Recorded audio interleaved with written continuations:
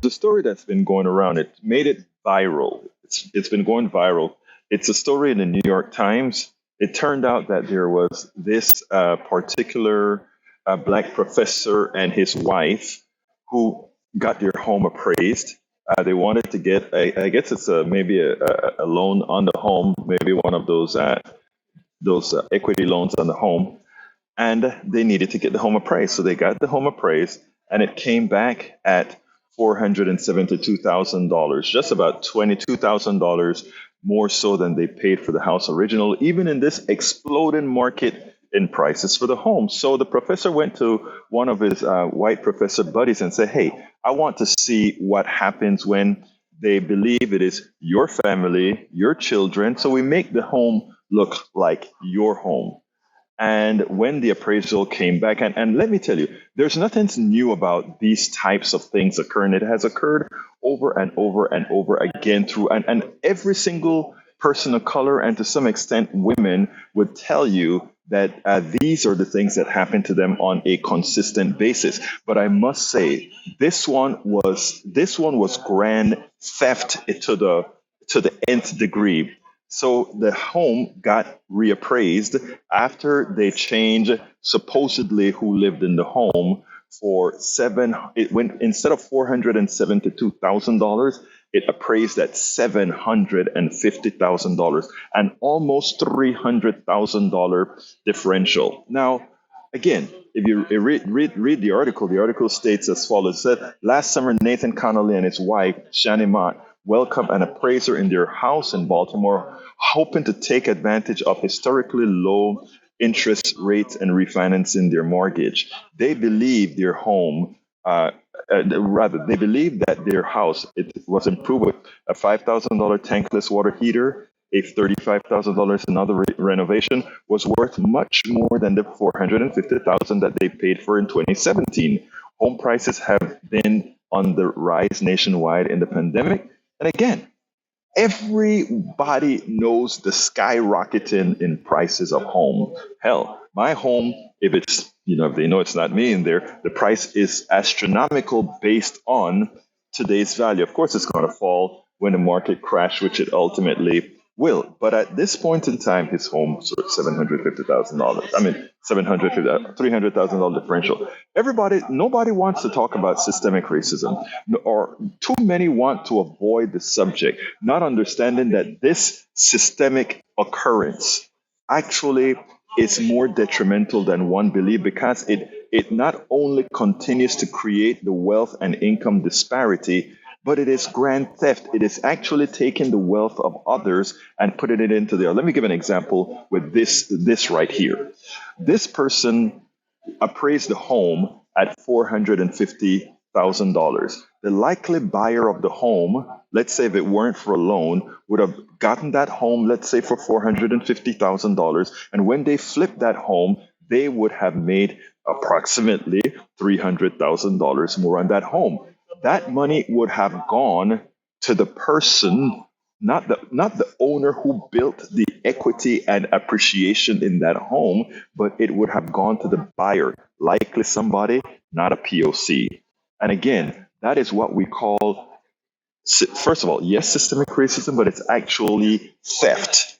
It is theft because, again, the person the appreciation of the home was taken away from the rightful owner of that home. People talk about POCs and others always complaining about these issues, always complaining about systemic racism. Oh, it's not real. I don't see racism. You know what, I tell people a whole lot about living in the South, and I discuss a whole lot of this at Netroot Nations and Netroot Nation 2022 here in Pittsburgh, PA. It doesn't really have to do with somebody calling you the N word, or somebody calling you the S word, or somebody calling you any of the epithets. That's not where the type of racism that we're talking about, the type of systemic racism that we're talking about is important. I don't give a damn about that. If you take a look at my program, people call me ends or whatever, and I'll tell them, hey, have you been having a bad day or what? I don't care about that. But where it matters is when it materially affects your life, your well-being, your future growth, etc. And that is what these types of systemic issues within our system do. That is what occurs. They stole, they were about from the professor, it was both his wife and himself are professors. From these two, they were about to steal $300,000 from them.